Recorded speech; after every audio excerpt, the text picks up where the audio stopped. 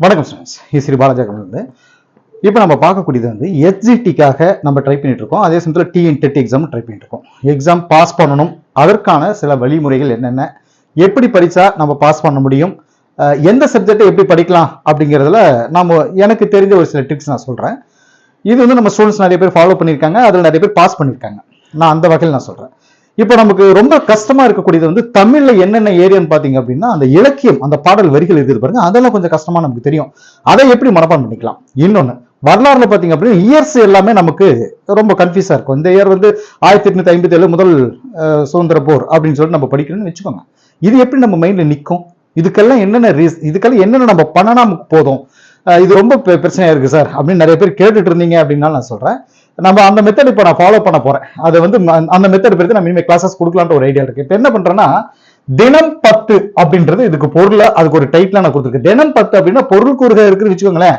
நம்ம தமிழ் வார்த்தைகள்ல வந்து கேள்விகளா கேட்கக்கூடியது டைரக்டா நசை என்பதன் பொருள் என்ன, நல்கள் என்பதன் பொருள் என்ன, இப்படிதான் கேள்விகளை கேட்டுட்டு இருக்காங்க. ஸோ இதை வந்து நம்ம என்ன பண்ண போறோம், இதை தான் ஃபோக்கஸ் பண்ண போறோம். ஃபர்ஸ்ட் முதல்ல தினம் 10 வார்த்தைகளை மனப்பாடம் பண்ணிக்கோ.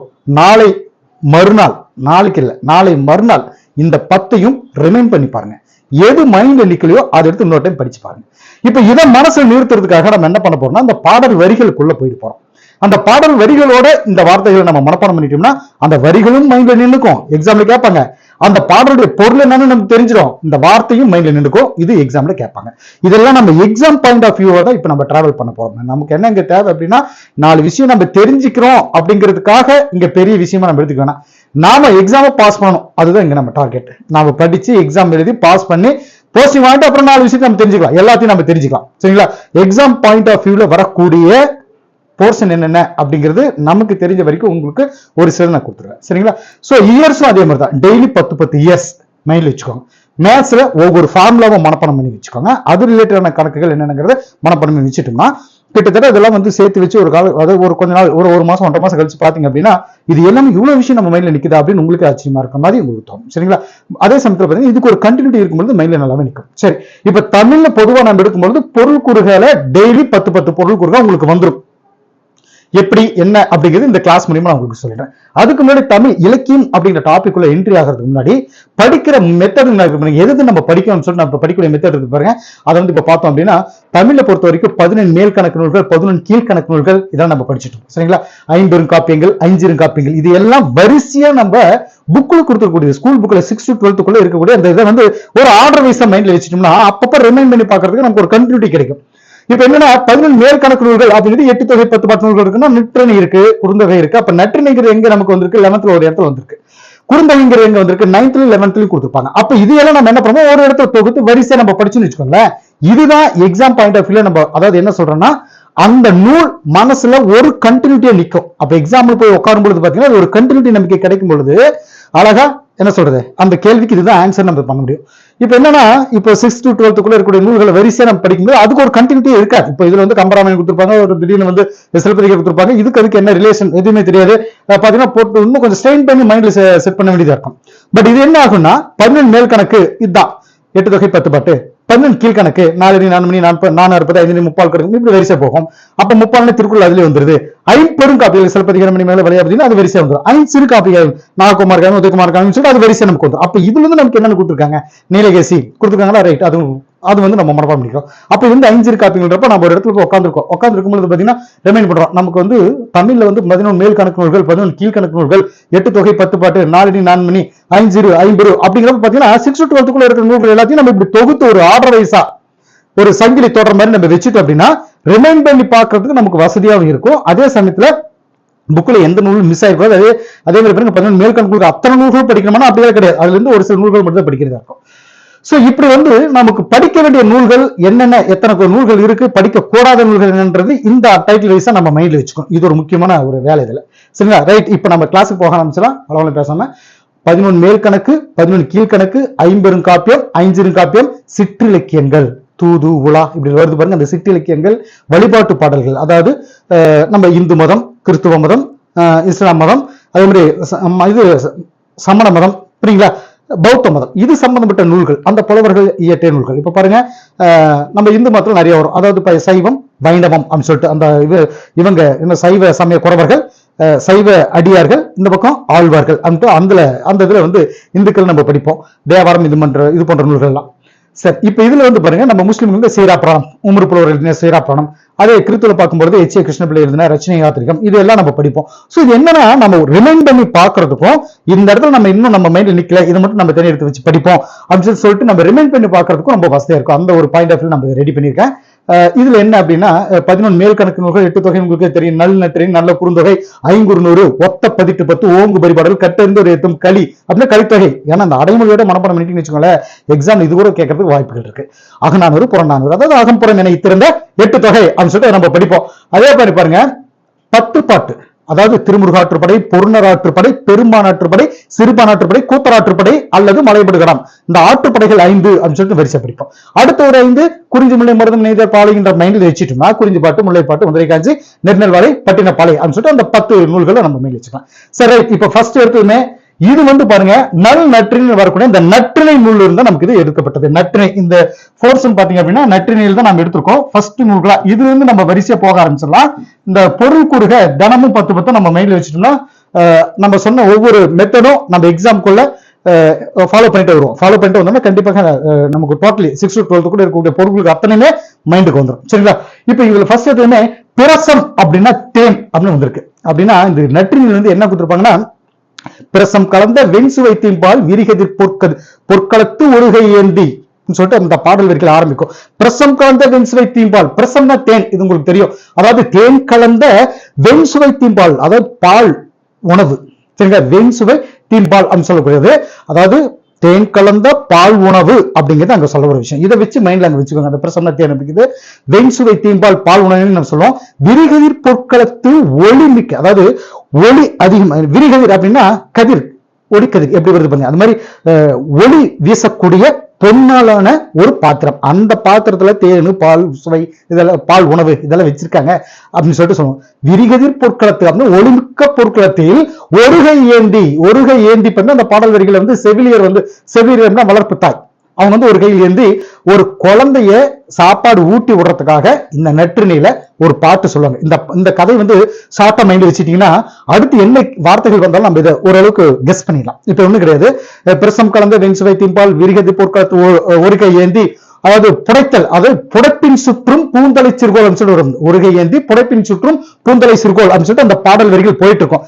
இதுல என்ன கதை சொல்லியிருக்காங்க அப்படின்னா, ஒரு குழந்தைக்கு ஒரு தாய் உணவு ஊட்டுது. இதுல என்ன சிறப்பு? அதாவது பால் சோறு, தேன் கலந்த பால் சோறு, அந்த குழந்தைக்கு தாய்னா வளர்ப்பு தாய் ஊட்டுது. இப்ப இங்க என்ன நடந்த கதை, அந்த குழந்தை அதை நான் சாப்பிட மாட்டேன்னு சொல்லிட்டு அங்கேயும் இங்கேயும் ஓடி போய் அடம் பிடிக்குது. அப்போ பூக்கோள், அதாவது பூவால் சுட்டப்பட்ட கோளால் அந்த குழந்தைய செல்லமா அடிச்சு முடியும், நீ சாப்பிட்டு அப்படின்னு சொல்லிட்டு செல்லமா அவங்க சாப்பிட வைப்பாங்க. இப்படியாக அந்த பந்தல் முழுவதும் முத்துப்பறர்கள் கொண்ட அந்த கால் கொலுசோட அங்கேயும் ஓடிட்டு வரும். நம் குழந்தை அப்படின்னு ஒரு தலைவிட்ட சொல்லிட்டு இருக்காங்க. அந்த நம் பெண் குழந்தை வந்து இப்படி வந்து சாப்பிடாம அடம் பிடிக்கும்.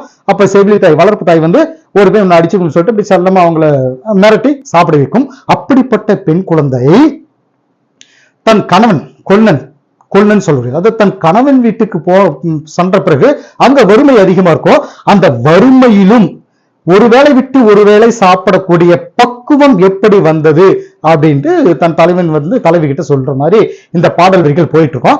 இதுல நம்ம எடுத்துக்க வேண்டியது இது என்ன அப்படின்னா, ஒவ்வொரு வார்த்தையினுடைய பொருள். கோல் கொண்டு ஓச்சுதல் அப்படின்னா புடைத்தல் நம்ம சொல்லுவோம். ஏன் புடைத்தல் அப்படின்றதப்ப பாத்தீங்கன்னா அந்த ஒருகை ஏந்தி புடைப்பின் சுற்றும் பூந்தலை சிறுகோள் அப்படின்னு வரக்கூடிய அந்த பாடல் வரிகள், அந்த புடைத்தல் அப்படின்னா கோல் கொண்டு ஓச்சுதல். அந்த குழந்தையை அடிக்கிறதுக்காக அந்த கோல் எடுத்து ஓங்கும். அந்த கோல் எப்படி இருக்குங்க, பூவால் சுட்டப்பட்ட ஒரு கோல் சொல்லுவோம். அப்ப அதுக்கு வந்து உன் என்று ஒக்குபு புடைப்பதை நீர் அப்படின்னு சொல்லிட்டு அந்த பாடல் வரிகள் போகும். சோ புடைத்தல் அப்படின்னா கோல் கொண்டு ஓச்சுதல், அப்படின்னா கோல் கொண்டு அடிச்சுக்கணும் மிரட்டுதல் அப்படின்னு வச்சுக்கோங்க. செவிலியர் ஒரு கையில வந்து என்ன சொல்றதுங்க, சாப்பாடை வச்சுட்டு இன்னொரு கையில வந்து பூ சுற்றி அந்த மென்மையான சின்ன கோலால நான் அடிச்சிருவேன் அப்படின்னு சொல்லிட்டு அவங்க வச்சுட்டு மிரட்டுவாங்க. அதைத்தான் புடைத்தல் அப்படின்னு சொல்லுவாங்க. கோல் கொண்டு அடிக்கிறது, அதாவது ஓங்குறது அப்படின்னு சொல்லிட்டு சொல்லுவாங்க. சரிங்களா? கொழுநன் குடி, இந்த இடத்துல வரக்கூடிய இந்த வார்த்தைக்கு பாருங்க, கணவனுடைய வீடு. அந்த குழந்தை வந்து பாருங்க, குழந்தையில இருக்கும்போது நம்ம பெண் குழந்தை அப்படி இருந்துச்சு, கல்யாணம் ஆகி அந்த ஹஸ்பண்ட் வீட்டுக்கு போனதுக்கு அப்புறம் அங்க பாத்தீங்க அப்படின்னா கொழுநன் குடி அப்படின்னா கணவனுடைய வீடுன்னு சொல்றோம். கொண்ட கொழுநன் குடி, அத கொண்ட கொழுநன் குடி வரன் உற்றென கொடுத்த தந்தை கொழுஞ்சோறு உள்ளால், கொழுஞ்சோறுன்னு பெரிய செல்வம், தந்தை கொடுத்த பெருஞ்செல்வம் வேண்டாம் அப்படின்னு சொல்லி கணவனுடைய வறுமையை புரிஞ்சுக்கிட்டு ஒருவேளை விட்டு ஒருவேளை சாப்பிடக்கூடிய பக்குவம் எப்படி வளர்ந்தது அப்படிங்கிறது அந்த கதையுடைய வரிகள் போயிட்டு இருக்கும். சோ கொழுநன் குடி அப்படின்னா கணவனுடைய வீடு, வரன் அதாவது கணவன் வீட்டில் வறுமை இருக்கும் பொழுது, வரன் என்றால் வறுமை, கணவன் வீட்டுல வறுமை இருந்தாலும் கூட கொழுஞ்சோறு பெருஞ்செல்வம், பெருஞ்செல்வம் அப்படின்னா தந்தை வீட்டுல இருந்து வந்த பெருஞ்செல்வத்தையும் வேண்டாம் அப்படின்னு சொல்லிட்டு அந்த குழந்தை பக்குவத்தோட இருக்கும் அப்படிங்கிறதா இந்த பாடல் வரிகள்ல இந்த வார்த்தைகளை மைண்ட்ல செட் பண்ணிக்கணும் அப்படிங்கிறதுக்கான வரிகளை சொல்றோம். கொண்ட கொழுநன் குடியென உற்றென கொடுத்த தந்தை கொழுஞ்சோறு உள்ளால் அப்படின்னு சொல்லிட்டு அந்த பாடல் வரிகள் போகும். சிறுகோளால் அடிக்கிறதுக்கு ஓங்கக்கூடிய அந்த செவிலியர் கூட அதாவது என்ன சொல்றேன்னா சாப்பிடுன்னு சொல்லி செல்லமா அடிச்சு வேண்டுவாங்க இல்லைங்களா. சோ அந்த மகள் வந்து என்ன சொல்லுங்க, நான் சாப்பிட மாட்டேன் அப்படின்னு சொல்லிட்டு அங்கேயும் ஓடி போய் விளையாடிட்டு இருக்கோம். இப்படிப்பட்ட விளையாட்டு பெண் இவள் எப்படி இல்லற நடைமுறை வந்து கத்துக்கிட்டா அப்படின்னு அந்த தலைவன் வந்து தலைவிட்டு கேட்பாங்க. தான் கல்யாணம் செஞ்சுட்ட கணவனுடைய வீட்டுல வந்து பாத்தீங்கன்னா வறுமையான காலகட்டத்தில் கூட தன்னுடைய அப்பா வீட்டுல சாப்பிட்ட அந்த வளமான அந்த சாப்பாடையும் நினைச்சு பார்க்கல, அப்பா வீட்டுல இருந்து வந்த கொழுஞ்சோறு அதாவது பெரும் செல்வத்தையும் நினைச்சு பார்க்கல, வரன்னா தன் கணவன் வீட்டுல இருக்கிற வறுமையின் போது கூட அதை நினைச்சு பார்க்கல. அந்த அளவுக்கு ஒரு பக்குவம் எப்படி நமக்கு பெண்ணுக்கு வந்துச்சு. உள்ளால் அதாவது பொழுது மறுத்து உண்ணும் சிறுமது கையாலே அப்படின்னு சொல்லப்படுங்க. அதாவது பொழுது மறுத்து உண்ணும் சிறுமது கையாலே அப்படின்னா ஒரு வேளை விட்டு ஒரு வேளை மறுத்து இன்னொரு வேளை சாப்பிடக்கூடிய அளவுக்கு தான் அங்க சாப்பிட்ருக்கு, அந்த அளவுக்கு வறுமை இருக்கு. மதுகை பெருமிதம் சிறு மதுகையாலே அப்படின்னு சொல்லிட்டு நம்முடைய குழந்தைக்கு வந்து இவ்வளவு மதுகை பெருமிதம் வந்தது, எனக்கு வந்து பெருமிதமா இருக்கு அப்படின்னு சொல்லிட்டு அவர் சொல்லுவார். இவ்வளவு பக்குவம் எப்படி வந்துச்சு அப்படின்னு சொல்லிட்டு, இப்படி ஒரு பொழுது இடைவெளி விட்டு ஒரு பொழுது சாப்பிடும் வல்லமை இவளுக்கு இருக்குங்கிறது நினைச்சா பெருமிதமா இருக்கு அப்படின்னு சொல்லி இது என்ன வியப்பு அப்படின்னு சொல்லி சொல்லணும். இந்த பாடல்ல இருக்கிற இந்த 7 வார்த்தைகள் மட்டும் தான் நமக்கு ஸ்கூல் புக்ல கொடுத்துருக்காங்க. இது இன்னும் மட்டும்தான் கேள்விகள் நமக்கு வரும். சரிங்களா, ரைட். இப்ப இதுல வந்து பாருங்க நற்று நிலை 11th ஸ்டாண்டர்ட்ல வந்து நம்ம தனியாவே இந்த பாடல் வரிகள் போட்டு பெருசா அதுக்கான பொருள் கூறுக அந்த கதை வந்து நம்ம சொல்லியிருப்போம். பட் நீங்க என்ன பண்றீங்க, இந்த வார்த்தைகளை மனப்பாடம் பண்ணிக்கோங்க. பிரசம் தேன், புடைத்தல், கோள்கொண்டு ஓச்சுதல், கொழுநன் குடி கணவனுடைய வீடு, பரன் வறுமை, கொழுஞ்சோறு பெருஞ்செல்வம், கொழுஞ்சோறு அடிக்கிற எக்ஸாம் கேட்டிருக்காங்க. உள்ளால் நினையால் அதை கூட நினைச்சு பார்க்கலாவல் அப்படின்ட்டு, மதுகை பெருமிதம் எனக்கு பெருமிதமாக இருக்கின்றது அப்படின்னு சொல்லிட்டு. இப்ப இது வந்து பாத்தீங்கன்னா குறுந்தொகை, நற்றினை நல்ல குறுந்தொகைன்னு சொல்லிட்டு அந்த 6 வயசுல குறுந்தொகையாக நம்ம இந்த பாடல் வரிகளை நம்ம பார்க்க போறோம். குறுந்தொகை பாடல் வரிகள் தான் இங்க கொடுத்துருக்கக்கூடியது. சோ இதை வந்து நீங்க வரிசையா பார்க்க ஆரம்பிச்சலாம். நமக்கு தேவை ஒரு நாளைக்கு 10 தான், பட் இங்க 7 வந்துச்சு, இங்க 5, இன்னும் பின்னாடி 2 இருக்கு, மொத்தம் 7 7 14 வருது. சார் தினம் 10 தான் சொன்னீங்க, 14 கொடுக்குறீங்க, எப்படி பிரிக்குது? பாடல் வரிகள் அங்க இருக்கு அப்படின்னு 1 2 முன்ன பண்ண வரத்தான் செய்யும். தினம் 10 ஃபோக்கஸ் பண்ணிக்காங்க, 2 3 வார்த்தை சேர்த்து படிங்க, ஒண்ணு தப்பு இல்லை. சரிங்களா. நசை அப்படின்னா விருப்பம், நல்கள் அப்படின்னா வளங்கள். அதாவது குறுந்தொகையில ஒரு பாடல் வரி கொடுத்துருப்பாங்க, நசை பெரிது உடைய நல்களும் நல்குவர், பிடிபசி கலைய பெருங்கை, அதாவது யானையுடைய கை, பிடின பெண் யானை, பிடிபசி கலைய பெருங்கை மென்சினை, மென்சினை அப்படின்னா மெல்லிய என்ன சொல்றது கிளை அப்படின்னு சொல்லுவாங்க. மென்சினை யா அம் அப்படின்னா யா அப்படின்னா இந்த இடத்துல யா அப்படின்ற பாலைவனத்தில் பூக்கக்கூடிய ஒரு காய்க்கக்கூடிய வரக்கூடிய ஒரு வகையான மரம். ஆனா இந்த வரிகள் என்ன கொடுத்துருப்பாங்கன்னா யா அம் அப்படின்னு சொல்லிட்டு செய்யுள் செயலபடையில் வரக்கூடியது ஒரு வரி இதுல கொடுத்துருப்பாங்க. அளபடைகள்ல யா அம் சொல்லிட்டு வந்திருக்கும். அதாவது மென்சினை யாம் கொளிக்கும் அன்பின தோழி அவர் சொன்ன ஆரே அப்படின்னு சொல்லிட்டு இந்த பாடல் வரிகள் போயிட்டு இருக்கும். நசை விருப்பம் அதாவது மிகுதியான என்ன சொல்றது அன்பினை கொண்டது, விருப்பம் கொண்டவர் அப்படின்னு சொல்லிட்டு ஒரு தலைவன் இருக்குங்க, தலைவி இருக்கு, தலைவன் பிரிந்து சென்றத அந்த துக்கத்துல இருக்கும், அதுக்கு தோழி வந்து ஆறுதல் சொல்லும். இதுதான் அந்த கதையின் நோக்கம். என்ன அப்படின்னா ஒரு பெண் யானை வந்து பசியில் அலரும், பிடிபசி அப்படின்னு சொல்லக்கூடாது, பிடிபசி கலைய பெருங்கை மென்சினை, அதாவது ஆண் யானை வந்து என்ன சொல்லும் அப்படின்னா போய் இந்த யாக்கை யா அப்படிங்கிற மரத்தினுடைய பட்டைகளை உரித்து அந்த பெண் யானைக்கு கொடுத்து அதனுடைய பசியை ஆற்றும். அப்படின்னா அந்த யானைகளுக்குள்ளேயே அந்த அளவுக்கு அன்பு மிகுதி இருந்திருக்கு. அப்படின்றப்போ மிகுதியான அன்பு கொண்ட உன் தலைவன் உன்னிடம் மிக விரைவில் வந்து சேருவான். இந்த செயலை அவனும் அங்க பார்த்திருப்பான். அதனால நீ வந்து ஃபீல் பண்ணாத, டோன்ட் வரி அப்படின்னு சொல்லிட்டு அந்த தோழி வந்து ஆறுதல் படுத்துற மாதிரி தான் இந்த பாடல் வரிகள் நமக்கு கொடுத்துருப்பாங்க. இது வந்து குறுந்தொகையில வரக்கூடிய ஒரு பாடல் வரி. என்ன, நசை பெரிது உடையர் நல்களும் நல்குவார், பிடிபசி கலைய பெருங்கை பென்சினையாம் பொழிக்கும் அன்பின தோழி அவர் சென்ற ஆரே அப்படின்னு சொல்லிட்டு அந்த பாடல் வரிகள் நமக்கு இருக்கும். சரிங்களா. சோ நசை அப்படின்னா விருப்பம், நல்கள் அப்படின்னா வழங்குதல், அதாவது மிகுந்த விருப்பமுடையவன் மீண்டும் வந்து வழங்குவான், தன்னுடைய அன்பினை வந்து வழங்குவான் அப்படின்னு சொல்லிட்டு சொல்லுவாங்க. பிடி அப்படின்னா பெண் யானை, அந்த பெண் யானைக்கு வந்து பசியோடு இருக்கும். வேலம் வந்து என்ன சொல்றது, பிடிபசி கலைய பெருங்கை வேலம் அப்படின்னா வேலம் அப்படிங்கிறது ஆண் யானை. இந்த இடத்துல வரக்கூடிய ஆண் யானை வந்து அந்த பெண் யானையுடைய பசியை போக்குவதற்கு, அதாவது பெண் யானையுடைய பசியை போக்குறதுக்கு பெரிய கைகளை உடைய ஆண் யானை, மெல்லிய கிளைகளை உடைய, அதாவது மென்சினை இருக்கக்கூடிய அந்த மெல்லிய கிளி என்ன சொல்றது, மெல்லிய கிளைகளை உடைய அந்த மரத்தின் யா என்ற மரத்துடைய பட்டைகளை உரிச்சு கொண்டு வந்து அந்த பெண் யானைக்கு கொடுக்கும். இது வந்து அந்த அன்பின் மிகுதியாக மெல்லிய கிளைகளுடைய யா மரத்தின் பட்டையை உரித்து தன்னுடைய அன்பினை செலுத்தும், அதாவது என்ன சொல்ற, தன்னுடைய அன்பினை வெளிப்படுத்தும் அப்படின்னு சொல்லலாம். சரிங்களா? சோ இது வந்து அந்த ஆண் யானைக்கே அந்த அளவுக்கு பெண் யானை மீது ஒரு அன்பு இருக்கும். அந்த மாதிரி உனக்கு உண்மையிலையும் உனது தலைவன் அன்போடு இருப்பார் அப்படின்னு சொல்லுவாங்க. யா அப்படிங்கிறது எக்ஸாம்ல கேட்பாங்க. இது பாலைவனத்தில் வரக்கூடிய ஒரு வகையான மரம். ஆறு அப்படிங்கிறது பாத்தீங்கன்னா நமக்கு அடுத்து இதுல கொடுத்துருப்போம். வெளியில பொழிக்கும் அப்படின்னா உரிக்கும், உரிக்கும்னா அந்த யா மரத்தினுடைய பட்டைகளை உரிக்கும், பொழிக்கும் சொல்றது. ஆறு அப்படின்னா வலி, ஆறு அப்படின்னா நன்றையும் குறிக்கும், ஆறு அப்படிங்கிறது வலியும் குறிக்கும். சோ அந்த காட்சி வந்து தலைவனும் என்ன சொல்றது பார்த்திருப்பான், அவனுக்கும் ஞாபகத்துக்கு வரும். அதனால வேகமா உன்னை நாடி வருவான்.